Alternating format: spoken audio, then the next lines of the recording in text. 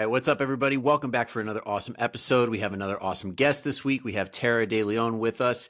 Okay, she is a personal trainer and lifestyle coach. She's the author of Hot Mess to Hot Mom, and she's the co-host of Wellness Rebranded podcast. So I am so excited to pick your brain. I got a lot of really good questions coming up, so I hope you guys are excited. Tara, welcome.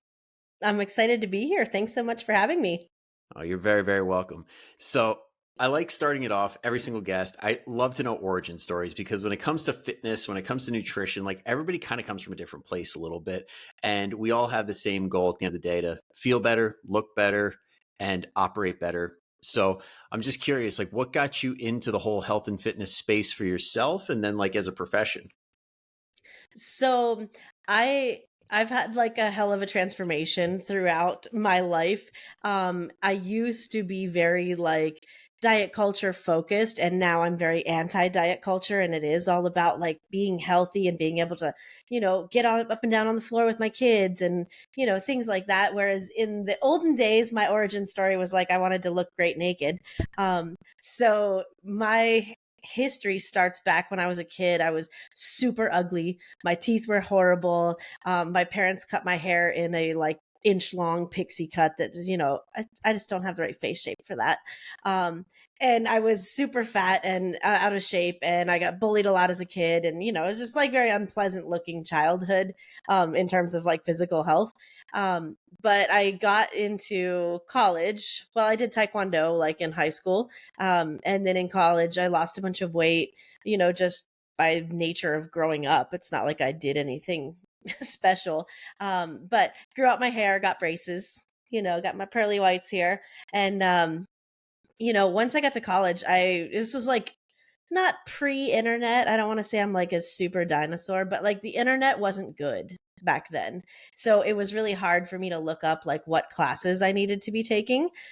So I ended up in a class that was for coaching majors, and I, at the time, was an international business major.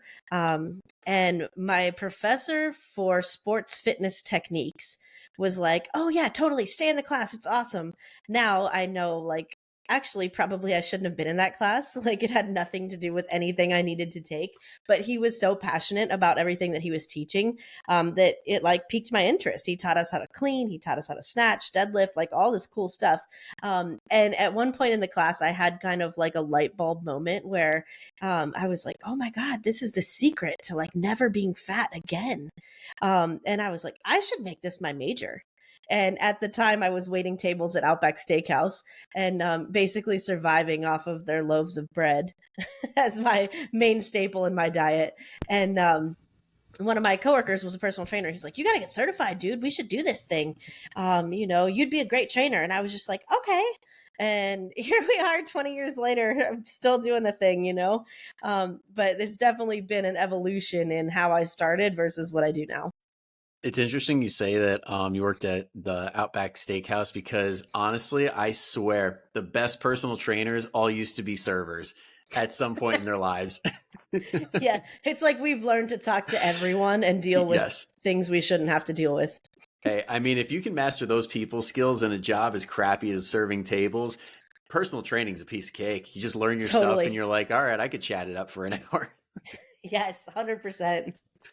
Awesome, awesome. So when it came to that point where you got your certs, you started up and everything like that, what was that transition like from basically being that new trainer to where you're at now? Like, what were some things that you did that you're like, yeah, I probably shouldn't have done that? Or like, what have you changed your mind on over the years? Oh man, so many things. So of course, like in the early days, I thought skinny meant healthy. That was like the marker. Like I thought I could look at people and go, healthy, healthy, not healthy, and now we know, like, of course that's not the way it is. We can't see into people's body and see what's going on there. Mhm. Kind of a big turning point for me, something that I needed to have this journey, but I wish I wouldn't have had to have the journey, was I was a personal trainer. I'd been working in a gym for like 4 or 5 years already. So I was like fairly experienced, outlasted like 90% of other trainers, right? Yep. And I decided I wanted to go be a collegiate strength coach. So I quit my job and I started working for like less than minimum wage even, at a university, which was amazing. And I loved the job, but the pay was terrible. The hours were terrible. I would be there at 6 o'clock at night. I'd be there or 6 o'clock in the morning, 10 o'clock at night, and all these random hours in between, getting paid like $10 an hour.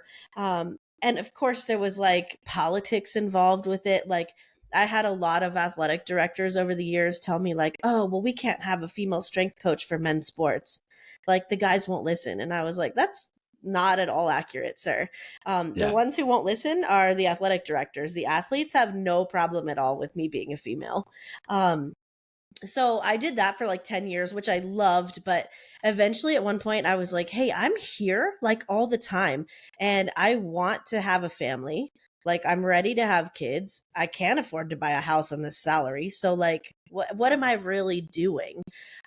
So it was at that point that my husband and I found a house where we live now.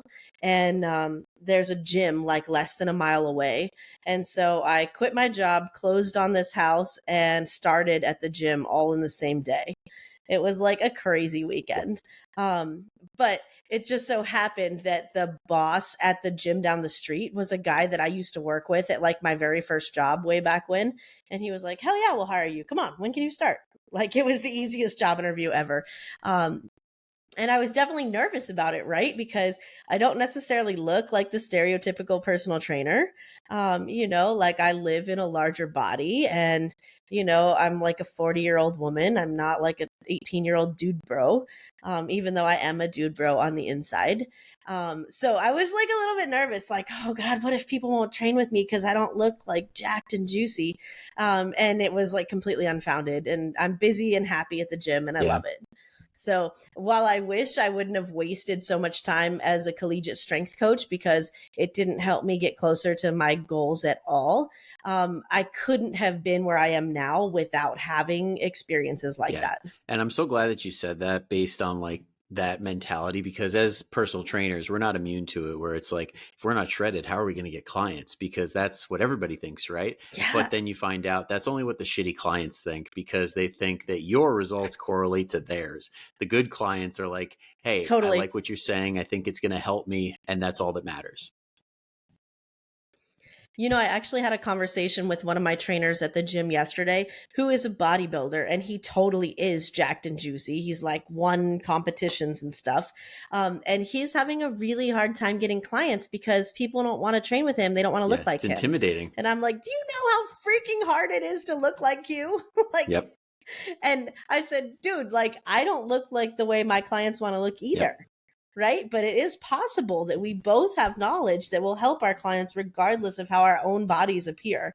And it was like, he's 18 years old, right? So this was just like fresh Yeah. knowledge to him. Like, what? People might not want to look like me. What? I'm a god. But it's true. Yes, I'm an Adonis. How could you not want Yeah. this? Hey, But, I say that weird. 40-year-old I moms say don't that want that. jokingly because I was totally that guy. But but Same. yeah, no, I mean, it's interesting that I really think that that mentality, that like inner story we tell ourselves, is more so like people will always find a reason to not take action. And it's either, oh, you're too jacked, I don't want to look like that, or oh, you don't look the part, I don't want to work with you. It's like, if people are going to find a reason, they're Yes, going to find a reason. It has nothing to do with us. And absolutely. back to what you were saying about the strength and conditioning days, I know, at least in my experience, back in high school, we actually had a female trainer come in for our football team. And we said, first day, we're like, this woman. And then day one, 10 minutes in, we're like, holy shit. Right. Because after that first Yes. 10 minutes, like when you command the room and you know what you're doing, people fall in line. Like, nobody really, that eye test does not matter at all. It's like, okay, yes, ma'am. Yep. Yeah, absolutely. Some of my favorite athletes have been like my, football teams or lacrosse teams or whatever that are full of young dude bros. And that's just like, you're one of the team. They embrace you. It's really like administration that has the hang Oh, up, yeah. I think.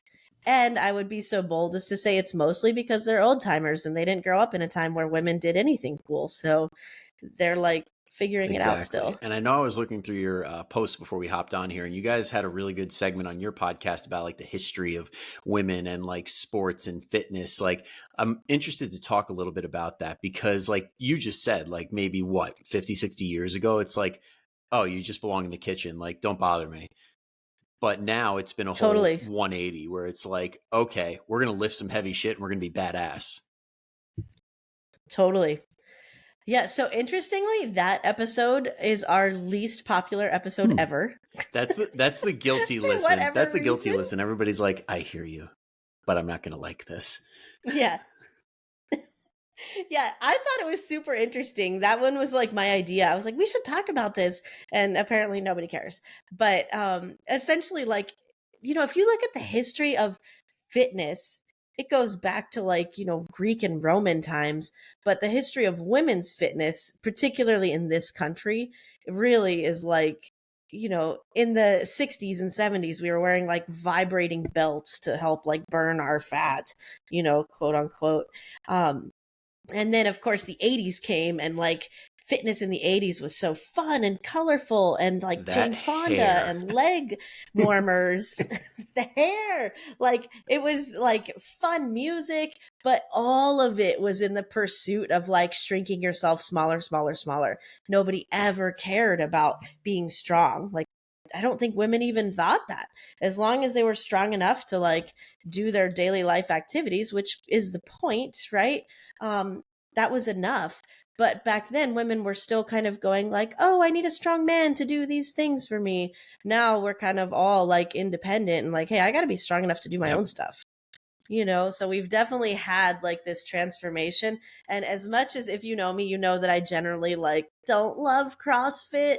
I actually have to give CrossFit some credit, because I think that taking the fitness industry by storm and seeing these like ripped people, women especially, doing like cleans and snatches, and even though the form is insane on some stuff, like it kind of opened women's eyes to go like, man, that is cool to be strong. And now I see in the gym all the time. We don't have any CrossFit classes or anything like that at the gym. I see women all the time doing like cleans and snatches and deadlifts and cool stuff, because they were exposed to it, in the early 2000s due to Yep. And CrossFit, I think which is cool. overall CrossFit did have a net positive because it got so many people in the gym. Kind of like when you look at like Jane Fonda, Richard Simmons, like they got a lot of people into the gym and got people excited for Yes. like, hey, if you move your body, even if it's not like technically perfect, you're going to piss off a lot of the gym bros that think you need optimal angles and shit like that. Like, you're going to feel incredible just by moving. Yeah. I was just telling a client earlier, like, motion is lotion, rest is Ooh, rust. I like that second And it's part. like, man, if you just move a little, like, don't get me wrong, I'm a big fan of rest, right? Like, I think my most recent Instagram post is like, rest Yeah. isn't laziness. Like, we need it. But if you're not moving your body regularly, like, you're gonna stiffen up. You're not gonna feel as good as you normally do. So motion is lotion, I'm so rest glad is you said that rest. because honestly, that's something lately I've been implementing a lot more in my own programming is like the off day stuff because off day should not mean Yeah. doing nothing. And as fitness professionals, we're like, yeah, we'll Yep. get some steps in and we'll make sure we walk. And we know that. But then the clients are like, so I get to sit around all day? Mm-hmm. Awesome. But yeah, what are Yeah. some of your favorites? There's a guy at the gym who does like a Uh-huh. bunch of mobility stuff, and he has these like giant orange sticks you've probably seen on Instagram or whatever. And it is incredible. Like 5 minutes with that thing, you feel like Gumby. You just feel like a completely different Oh person. yeah. It's amazing. But that's total I've good heard people recovery rave day about that thing. stuff, and I know if anybody wants to scroll back far enough, I have a podcast episode with Al Painter, and he is very good with those, like whatever the orange sticks are. I'm not sure what the actual name is because it's a brand, and he Yeah. raved about them. So there's definitely something to be said for all these different modalities, especially on rest days. I think those are called Are they? mobility sticks. Like, I think that's the Way brand. to hit it on the Yeah. head. Because that's what he uses They too. got that trademark in I so know, right? fast. Yeah, but honestly, like, oh, Laughing their way to the bank 100%. for sure. Anything mobility stick related, they're like, check, please. But that's the profitable side of fitness. We don't know about that side. Not yet, not Not yet. yet, not yet. But that is a really good one too. And also, I know there's stuff like mace work. I know there's like body weight mobility, Yeah. yoga, stuff like that that people are love. But that's like the majority of their workout. That's like what most people think is, oh, that's my exercise. What would you say to somebody who does the Yes. yoga, does the mobility, and they're like, I am feeling amazing, but they could be doing better? So, I mean, generally, if I think if you're feeling pretty good, like don't mess with greatness, right? But we just know, like, as you age, especially, like, you gotta have strength training in there. You need to be building up your muscle because we know that as you age, we have age related muscle loss. We know that as you age, you have age related bone loss.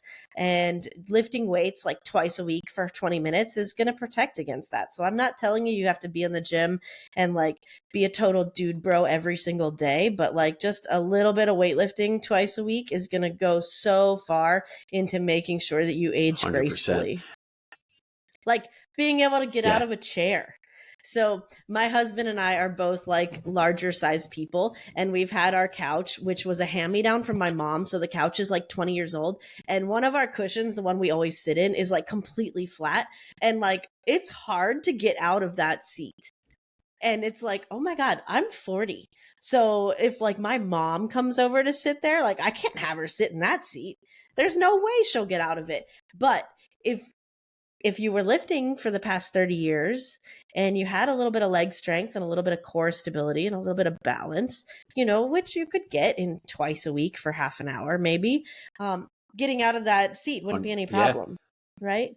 It's not like I want everybody to be bodybuilders. I want them to be able to live their life and get off the couch Well, easily, that's what a lot of people you don't know? realize when it comes to fitness. Like you can work on life stuff. Like if anything, that's the real bang for your buck. It's not, oh, I get to look at myself in the mirror and flex. It's like, no, you can do things Yes. so much easier. Carrying the groceries doesn't feel like you're about to drop Yeah. them every 5 seconds. Walking up the stairs doesn't feel like you're about to die of a heart attack. So here in Maryland, they just implemented a plastic Oh, bag ban that happened to at the us a year grocery ago. stores, It which sucks. like it's so annoying, right? But like on the upside, I'm like, wow, like I get to use my like empower women bag in public, which I've never done that before. Like, okay, that's cute. But like I can fit all my groceries in like two giant bags.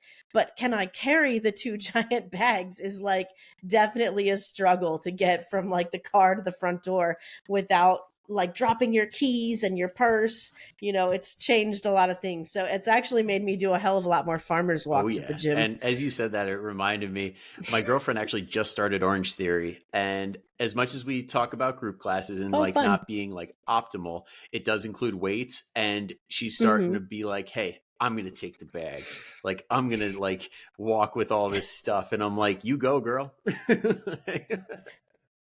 Right? No, don't do that. I wanted to carry Exactly, the exactly. bags. But Dang there's it. something to be said for when you exercise, you see yourself in a different light. Like you view yourself as a fit person. Yes. Yes. I always think like if you're having a bad day, go into the gym and put some heavy weight on the bar and lift that shit because you cannot have a bad day knowing that you're like an absolute badass for deadlifting A hundred however much it percent. was. Doesn't even have to be very much, but you just like drop that bar and walk out of the gym like with a little strut and swagger knowing that like you Yep. freaking got this. It's just And absolute anybody mind listening changer. that's like, ooh, I don't know about the barbell, that's totally fine. Like, if you want to load up a machine, honestly, I do Totally. that when I'm like super stressed. Load up a Yep. machine because you don't have to think about it. You're just like, I have to put effort in and get all of this rage out. Done. Yes. Yep. Yep. Same As long exact as you're thing. exerting yourself, because I know when we were talking about like the strength and conditioning stuff and all of that, like if you show up ready to put in effort, you belong. Now, Mhm.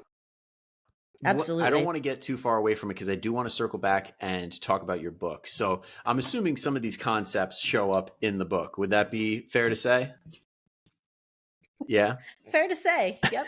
Chapter 1 is about recovering from childbirth and getting Oh, that's a back into fun the gym. topic. Let's talk For about sure. that because I know pretty much moms listen to this. So, what would you say were some things that you did right and things that you probably would have done different pre, I guess, pre pregnancy and then post? So I was under the impression that because I had been working out for like decades, and then I got pregnant, that I would just be able to have my baby and then get right back to the gym. Like, what changed? Nothing changed. It's been like 2 weeks. It's fine. No, it was not at all fine. Like, my pelvic floor was definitely not as strong as my coffee. That's for sure. So for me, I was under the assumption that it would, even though I've trained pregnant women before, like I truly didn't get it until I was postpartum and like, wow, like that is a struggle to even stand up, you know? So I'll give you an example. I worked out my entire pregnancy. My son was born on a Saturday, so I worked out Thursday, came home, took a shower, and then Friday morning we got up and went to the hospital for my induction, right? Because I'm old and fat, so they were like, "Oh my God, we have to induce you." So he was induced the day before his due date, and then 30 long hours later arrived. So I worked out Thursday. He came Saturday. He went to the NICU for a couple of days. So it was COVID also. So the doors to the hospital near where the nursery and stuff were closed. So we had to walk down this long hallway. Okay, it's not that long, right? Annapolis is not a huge town, but like maybe 150-yard long hallway from the car to like where the elevators were. And we got like halfway down the hallway on, let's say, like Monday, and I told my husband, I was like, I need to rest for a minute. And he was like, what? You need to rest? And I was like, my legs are so weak. Like, I don't know what's happening right now. And he was just like, well, here's a bench, sit down. So we sat there for like 5 minutes and I was like, God, I'm the biggest loser on earth. Like, how did I just do a workout Thursday and now it's Monday and I like can't even move anymore? And like thinking back on it, right? It's like, well, you were in labor for 30 hours and I wasn't allowed to eat during that time. My labor story is a whole can of worms that I won't even get into with you unless you want to hear it. But essentially, I was misdiagnosed with preeclampsia. So I wasn't allowed to eat during labor or for 24 hours after. So I was just like super, super unfueled. And then I was eating a little bit, right? But like you don't gorge yourself necessarily after labor. So I had like no energy in there to even walk down the Yeah. freaking hallway. Right. So my expectations were wildly different than what I experienced. So getting home and being like, all right, I'm going to move a little bit again. Like it was, I just had to start some from so much further back than I expected. So, to answer your question, chapter 1 is all about like rebuilding strength, gentle exercises for postpartum recovery. Maybe we're not jumping right back into like our gym routine. In fact, in the chapter, I'm like, hey, you just grew and birthed an entire human being. Like, take 8 weeks, take 12 weeks. You still don't feel good? Take a little bit longer. You deserve it. This isn't something that you have to recover from instantly. Who trains predominantly moms, I still can't wrap my head around the fact that like you literally just did the hardest thing any human will ever do in their life. And you're like, yeah, I want to get rid of any evidence of that ASAP. I'm like, wear that shit like a badge of honor. Right. I mean, there's guys that get a paper cut and they're like, check out this scar. Like, come on. The accuracy. Yes. And I think society like has something to do with that, right? Because during pregnancy, our little bellies are so cute and we're growing life. And then afterwards, it's like, whoa, it's floppy and gross, and it's like, oh, okay, well, shit, it used to be cute. Now it's gross. I have to get rid of it, and I think like I would love all moms to be like, yes, my body's awesome. I freaking grew this amazing miracle and it's okay that it doesn't look like it used to. I'm still like a badass epic mom. But in society, we're treated differently if we don't conform to beauty standards. It is wild. right? So I think this is an issue that is larger than just Absolutely. us. And I think it does come down to a lot of the guys educating themselves. And I know, like, I crack my girlfriend up because I know you're taking this cert too, but the menopause certification. And I'm like reading away, Yep. sharing what I'm learning. And she's like, it is so weird seeing a guy that interested in menopause. And I'm like, hey, guys should learn this stuff. Yeah, Yeah. for real. For real. I feel like as women, so much of what we experience, like menstruation, for example, like, dude, sometimes that is brutal. And we just like get up and go to work like we're not almost Hmm. dying over here. And we don't talk about it at work because it like freaks dudes out. And also it's like a little bit inappropriate sometimes. And, it's just something that we just silently deal with and carry on with our day, but we're still expected to perform at like Yeah. 100%, you know? And I'm not saying like we shouldn't have to go to work or whatever. I mean, I would Yeah. love that, but I get it, right? This is the Yeah. world we It's live an in. interesting But situation. because we just deal with things like that, like we just continue to deal with the things, you Absolutely. know? Absolutely. Now, when it comes to like further on in the book, what should people expect? Like they go out and buy it and they're like, what's really like the end story here, I guess, or like the big message that we want to get across? Oh, that's such a great question. So here's basically what I did with this book. I had this dream that I could write this book for new moms to kind of give yourself permission to feel what you're feeling and then give you a toolbox on how to get back to feeling like yourself. So the inspiration for this book was my son turned a year old and I was having a birthday party for him and I was taking a shower frantically like hoping to be dressed by the time people started arriving, and I looked down and I realized, oh my God, I can't even remember the last time I shaved my legs. Like, has it been days? Has it been weeks? No, girl, it's been like months since you've shaved your freaking legs and your child is a year old. He's like walking and feeding himself. Like, you need to get your Yeah. shit back together. Right. And so at that moment, I thought, I need like a checklist. Like, what would it take for me to feel like I had my life back together? And I thought about it like, well, I'd be working out more regularly. I'd be making sure I got enough sleep. I'd be fueling myself properly. I would have like my will and estate plans updated.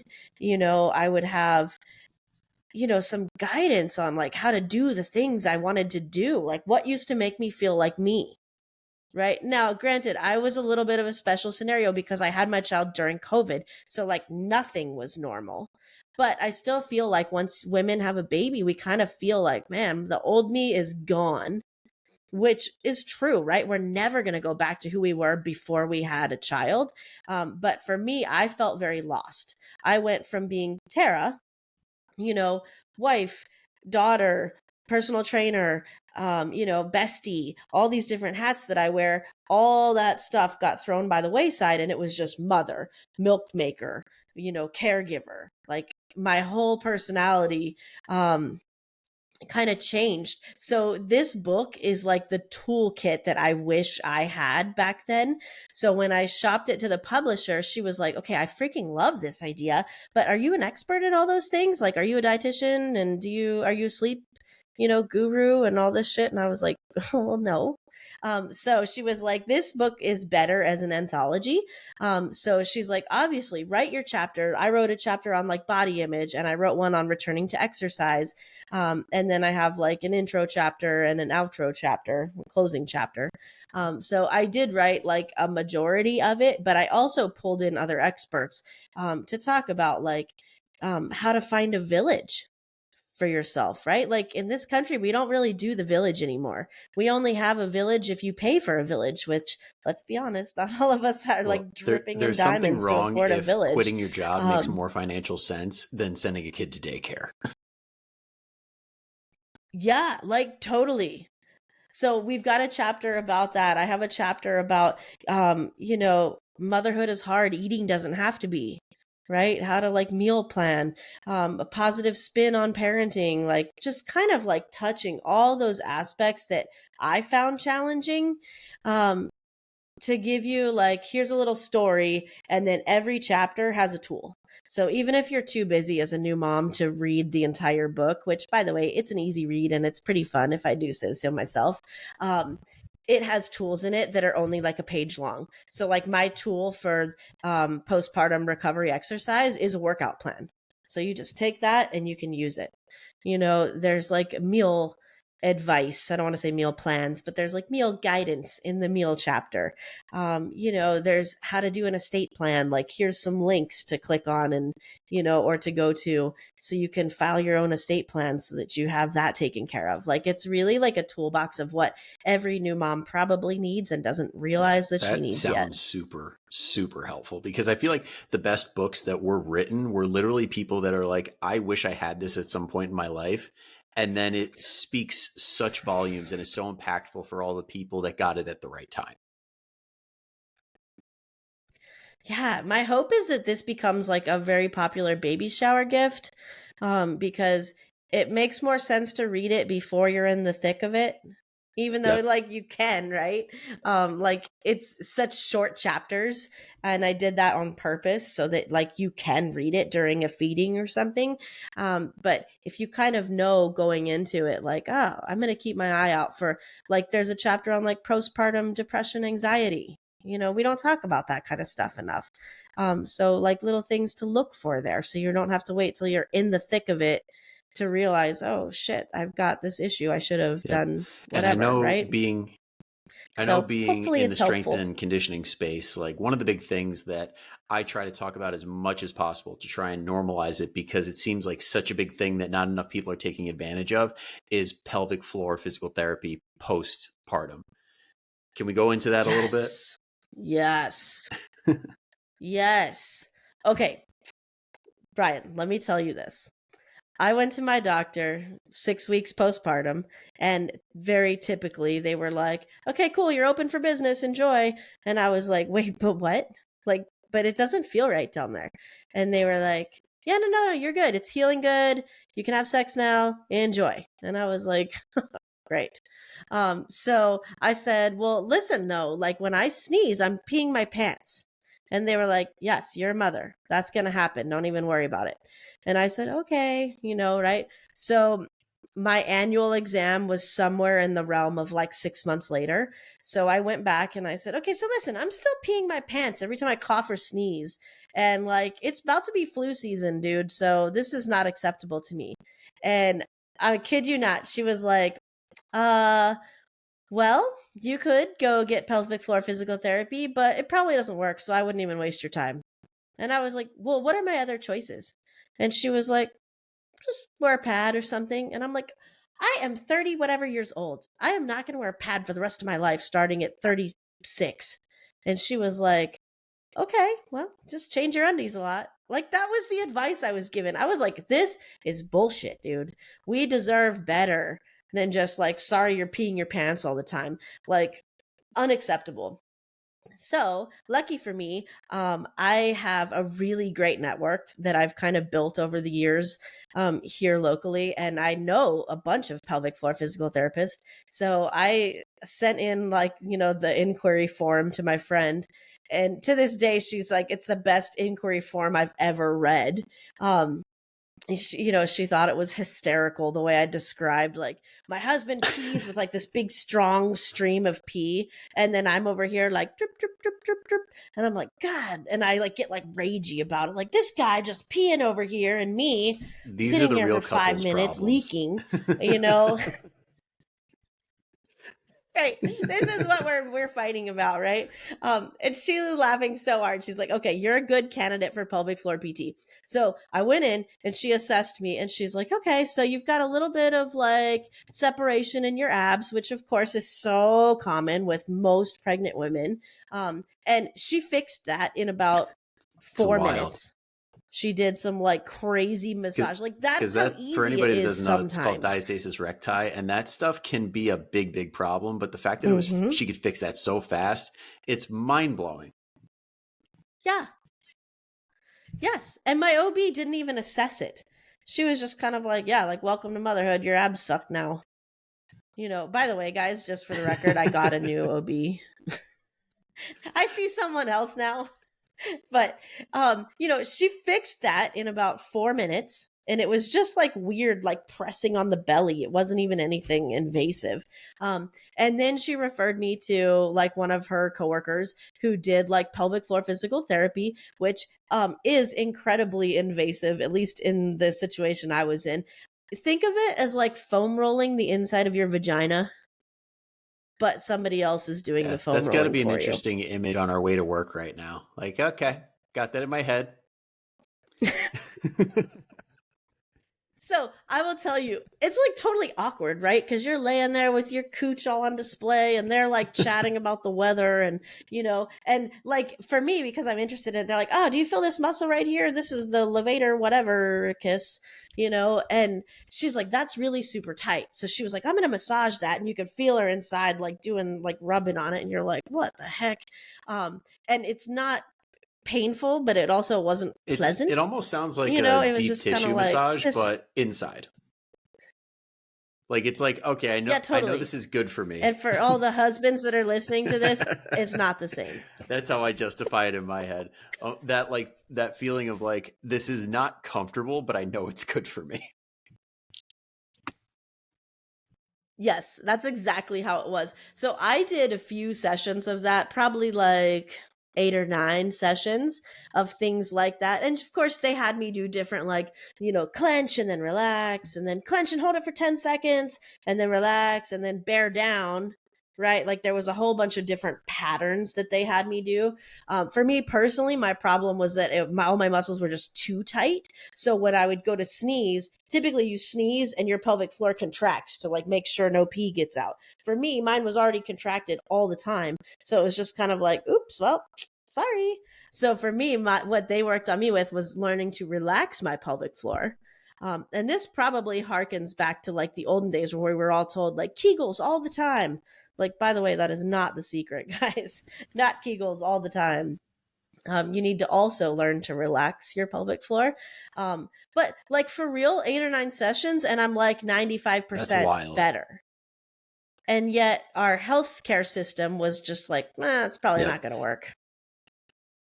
Like, come on, man. That should be standard practice. You get pregnant, regardless of if it results in a baby or not, and you should be going to pelvic floor PT, Yep. at least for a little checkup. If we learned anything, We it's that have no to do matter what better. the job, there is good and there is bad. And it helps to shop around and see, hey, does this person care? Number one, if they're like brushing you off and saying, it's par for the course, like, and not actually taking you seriously, it's a good Mm-hmm. tell. Like maybe it's good to find somebody else. Yeah. Yep, So what would you absolutely. say would like with your new healthcare team, like some things that stand out that you're like, oh, these are giant green flags for me. Like when I went in, like what are some of those that, like if you were to tell somebody who's nowhere remotely close to us, like you're Maryland, I'm Jersey, but somebody in Cali, what would you tell them to like look for Mm-hmm. that like really stood out to you? Okay, so like the green flags would be actually looking me in the eye. I've had doctors that like don't even look at me when I walk in, and I'm like, "Hey, hello, I'm here." So making eye contact for me is huge, probably because Probably. we work in a people But it's business, one of right? those human Um, qualities too, I also think because it's like you actually know somebody actually gives a shit when they right. have the decency to look at you. Yeah, it's funny actually doing this on Zoom or whatever this is. Like I'm looking at you and not at the camera, so it probably looks like I'm not looking at you at all. But it feels awkward to me to like not have that eye contact Yeah. because this is a conversation. So looking for someone who can actually like have a conversation with you is super important. Um, for me, I love it when my doctors don't like rush me out. Like ask me how I'm doing. Postpartum, they were like, so you feel any like rage towards your baby or like you bonding good with him? And I was just like, no, yeah, I'm good. Like, but that was like the extent of the questions Yeah. on Well, like that postpartum issues. yeah. We have And to do that does better than, speak a little bit to thoroughness because it's like if they can't even be bothered to ask like more than like the standard questions, how are they looking at your blood work? How are they looking at your test results and things like that? Are they just skimming it or are they actually taking a look? yeah. And you know what? And like doing blood work is a big thing. Like let's check and see what's going. Let's pop the Yeah. hood and see what's happening under Well, there. you know? My mind, I my just mind think went somewhere like else. so many My doctors are mind, when just kind of like, you like we've been good? talking about so many different areas of the body. When you said pop the hood, I'm like, okay, I don't know where this is going. Hey, you know what? If it's pelvic floor or mom related stuff, pop that hood That'll too have and to let's be see the what's name of this happening under episode. there. Ready to pop the hood. Yeah, That'll that's be my the new. That'll legacy. that'll be your follow Pop up the book. hood, Let's check the pop the oil. hood. We'll see, we'll see. My husband wants me to write one on like Oh, hot that's good. dad, hot mess to hot dad. And I'm No, like, I don't probably think not. dads will read this, but Guys like to think that we know thanks everything for about playing. everything, unless there's somebody super jacked and alpha telling us a way to be a better man. Um, but back to the Totally. yes. Funk Gotta love Roberts. Funk. He's the man. But back to your green flag. So we Yeah, have totally. looking in the eye, like actually asking questions. What else was there? I feel like I cut you off there. Is there anything else? Um, Let me think for a sec. Look at me in the eye, actually asking questions, actually listening to my responses, and just giving like a minute. I feel like doctor's appointments are sometimes so rushed that it's like, hey, you got to have your list written down when you get in there so you can fire it off before they leave. I feel like sitting there and just like, hey, so anything else? Like, what's going good in your life right now? Ask me about my job. Ask me about my kid. Take an interest in me as the person rather than me as the patient. Like, I feel Yeah, like that's a and it's huge green flag. mhm. I'm finding in like when I do consults with postpartum women, nobody's listening to them. Nobody's asking the questions and nobody's listening to the answers. So when I find a provider that says, hey, tell me your birth story, how is it being a mom? How is postpartum? Oh, your kid's 3.5. How is that? You know, by the way, it's great. It was 1 and 2 that I struggled with. 3 has been a dream Well, that's compared to good one to and hear, two. and I'm glad you're Um, bringing all this up because I actually had a client that had an appointment with a doctor, an OB that specializes in menopause, and it was very similar to exactly what you're saying because they went to their previous doctors and they're like, "Listen, this is just a part of life. Like, suck it up, deal with the symptoms, and like you'll yeah. eventually get over it." And then she goes to this person, and they actually give them some hope and say, "Hey, I listened to everything you're telling me. And honestly, you're not alone. There are things that you can do, and Mm-hmm. X, Y, and Z are what would be best." And it's like, how much better does that feel on the patient side of like, Yeah. hey, I have options? Yes. I'll tell you another funny story. I went to my doctor right after I had my son, and for some reason, my libido was like gone. And of course, it's like not shocking, right? Like you just had a baby, things are a little iffy down there. Like, of course, your libido's gone. Nobody wants to have sex when you're feeling like that, right? But I was like, hey, so like, what can I do to get this back? Because like, I am married and his libido's not gone. Like, I want to be a good wife also. So, like, what can I do here? And she legit was like, well, there's probably some like herbs or something you can buy on the internet. And I was like, what? I'm like, this is your best case scenario is like go search the internet for like, Rhino 9000 pills for women. Like, get out Well, of as a here. guy, I can tell And you then she those was don't like, work. Just oh, your saying. libido. Those gas station Rhino 9000, they don't work. Just, I know a friend who knows a friend that took one, and bad news. Yeah. So she was like, listen, your libido will come back when your son goes to college. And I was like, in my mind, I'm like, that's 18 years from now, dude. And then she like checked her notes and she was like, oh, you'll be in menopause by then. Never mind, it's gone. And Got I'm it. like, what? So I do feel like we need to like hold our healthcare providers accountable. Like, Well, dude, it don't sounds, give me an answer like that. Tell yeah, me you don't it know sounds or like refer you me to literally someone went to else. Debbie Downer, You know? MD. This is after she fat shames me for like existing in a larger body, but that's normal. So it Yeah, wasn't so yeah, but no, shocking you're to you're me. right. We got to hold literally every profession to a higher standard because there are people that are just punching the clock, doing whatever they need to do until they get out, and they don't care. And then people slip through the cracks, and then this is what Mm-hmm. happens. Yeah, Yeah, but I am so totally. happy we touched on all this stuff because this is honestly what I know everybody needs to hear. Like they need to know about these topics and what their options are and things like that. So I don't want to like lose any of that. And I think it's time for the final question of the day. So are you ready? All right. So we have a Ready. tradition here of leaving a question for the next guest without knowing who the hell they are. So are you ready for Yes, the love it. question? All right. So this one comes from Sean Yes. Rivers. If you guys haven't listened, that was the last week's podcast. Definitely worth a listen.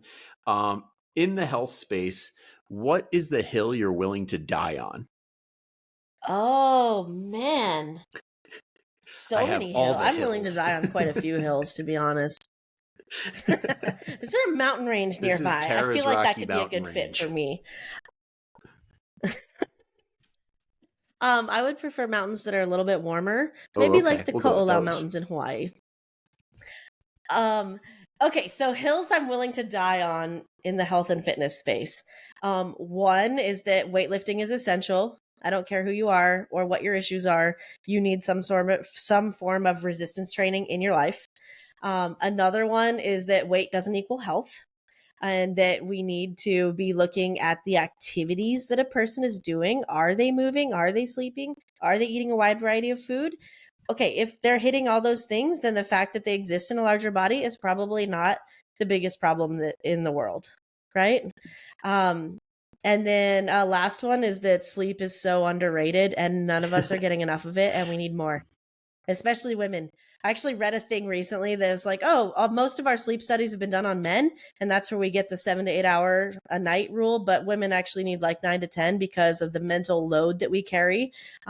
We need more recovery from that. I So can those are almost my three hear things. everybody with like toddlers and younger right now, like 9 to 10. Trust me, I have a toddler. I know.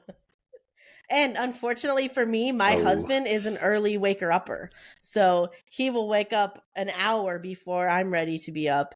And he just can't help but like reach over and give me some cuddles, which I love, but also it wakes Yeah, me up. it's like, So love you, but get there we away are. from me. Hey, Yes, anybody that's been in a relationship has had that moment absolutely. where it's like, I love you, but get the hell away. But this has been Yep. such a great conversation. And honestly, this is like, oh, I Dude, thought so I was what's getting the away hill you're willing from to that. die on? Okay. So yeah, Nah. I guess mine would be, I, I'd have to copy you on the strength training. Like everybody needs some sort of resistance training. And then my other hill to die on would be that Mm-hmm. when it comes to nutrition, there's no one way that works. There's a different way for everybody. There's different protocols for different situations. And there's no such thing as the one diet that's perfect for everybody. Yeah. You know, funny story. I used to always say, like, I hate the keto diet. It's the worst diet ever. Nobody should ever do it. And then my dog started having seizures, and the vet put her on a keto diet, and it's worked perfectly for 8 years. Knock on wood, you know? But I'm like, oh, see, Exactly. there's Exactly. something As for long as it's everyone. applied appropriately, because there are people that take certain approaches and go haywire with them, like keto, for example, or like Mm-hmm. what was it called? Like the alkaline diet and stuff like that, saying that it cures cancer. We don't go that far, Yeah, but there is a time and place for totally. pretty much every diet. Yeah. Yeah. So that's Yeah, my thing I'm willing to 100%. die on. My hill. Except I'm going to have to Love pick it. a hill that's right Love near it. where yours are because I'm a big fan of the warm weather too. Yes.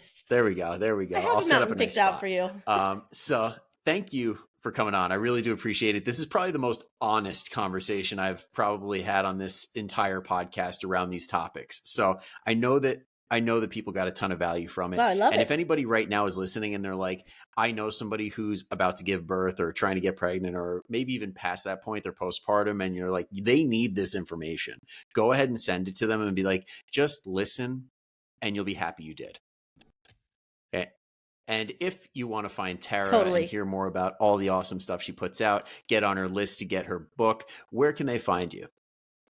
So I'm most active on Instagram. I realize my Instagram handle is terrible. It's Tara_Day_ Well, Leon _fitness. So Tara De Leon luckily, Fitness, but it'll be just in the all show like, notes. You guys don't have to type all that separated. in. And honestly, I thought you were telling me it was terrible, like at TARABLE. No, I usually tell people my name's Tara, like Tara piece of paper. And I heard my husband say to someone, "Oh yeah, my wife's Tara," and they said Sarah, and he goes, Oh "No, God. Tara, like terrorist." And I was like, "What?" So yeah, no, it's Gotcha. terrible, Gotcha. All but right. it's just Tara. Instagram. Where else? But also, I'm on Instagram, I'm on Facebook. I have my podcast, which is called Wellness Rebranded. You can find that anywhere you like to listen to podcasts.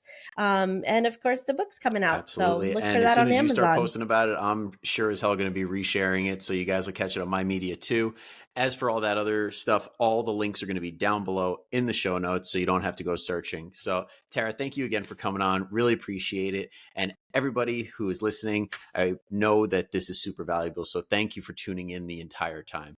But until next time, go kick some ass. I'll see you later.